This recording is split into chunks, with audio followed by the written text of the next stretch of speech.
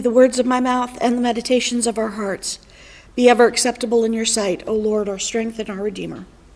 Amen. Good morning. Good morning. I'm glad to be here today on what is a sad morning for all of us. As we all know, through far too much experience, our grief is easier when we have each other to lean on.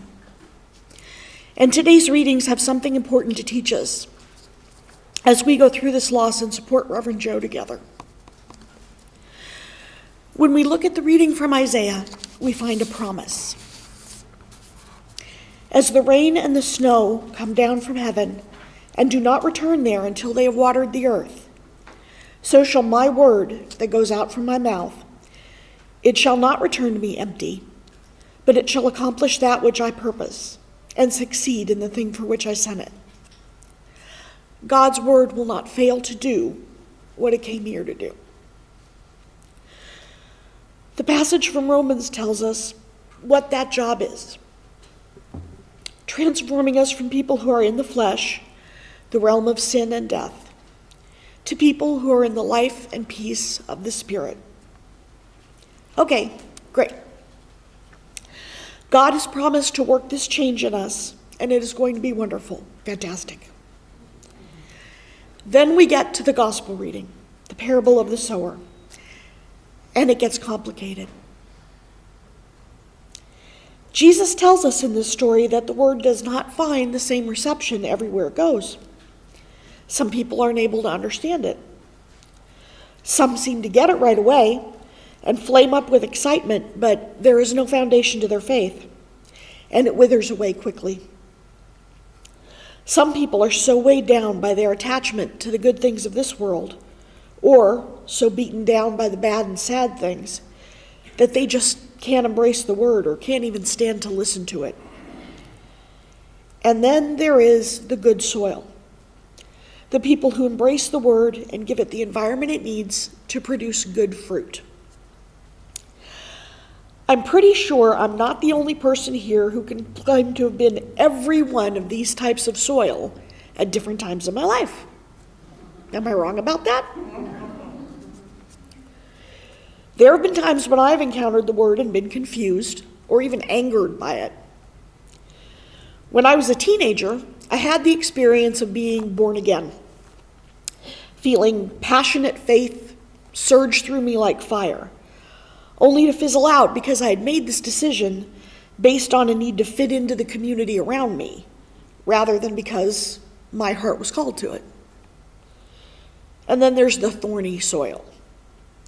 That's when the circumstances of the outside world, either good or bad, get so much in the way that we can't absorb the word that's trying to get to us.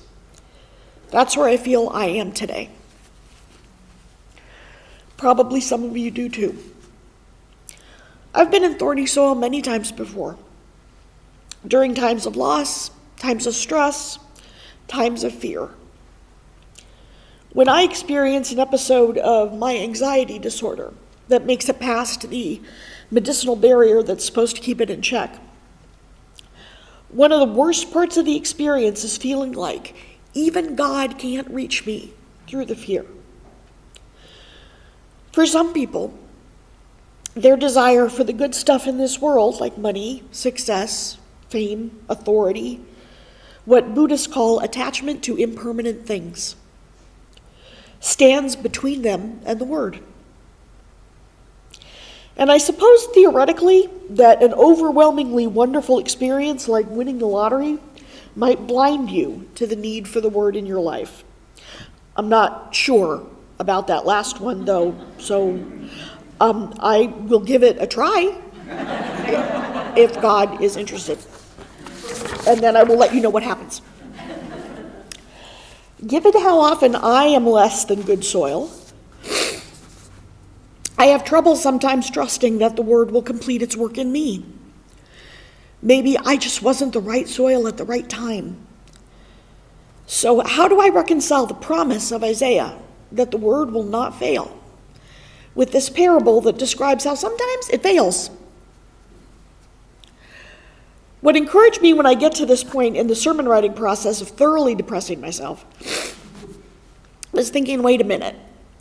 Who ever heard of a sower who only sows one time? Crops need to be sown over and over again, year after year, season after season. Think about the sowing that you do in your own life.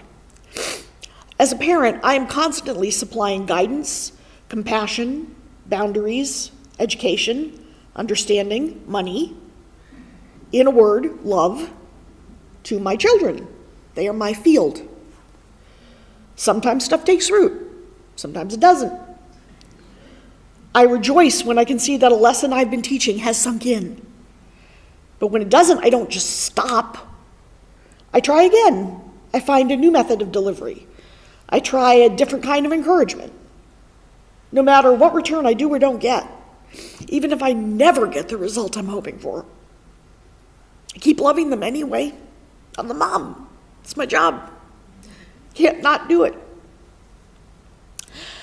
Let's also think about sowing in our life as a congregation.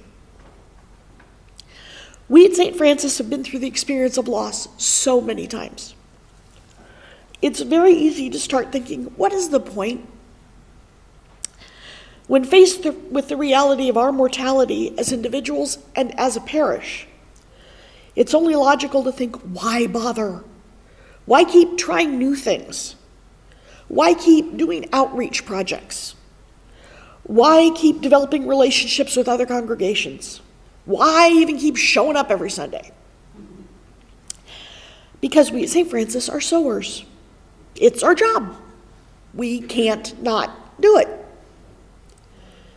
And I can tell you that for me personally, the fact that St. Francis continues to show up, continues to sow its love and friendship and faithfulness, is vital to helping me climb out of the thorny soil when I get stuck there. If you ever wonder if your presence at St. Francis has any impact on anyone, if it bears any fruit, I can personally assure you that you pulled me out of the thorns more times than I can remember at this point. Just by being here and being this parish, you have borne fruit in my life. It is undeniably true that St. Francis is a small and aging congregation. It is true that we may not be able to produce the same amount of measurable fruit as a big church with a lot of members.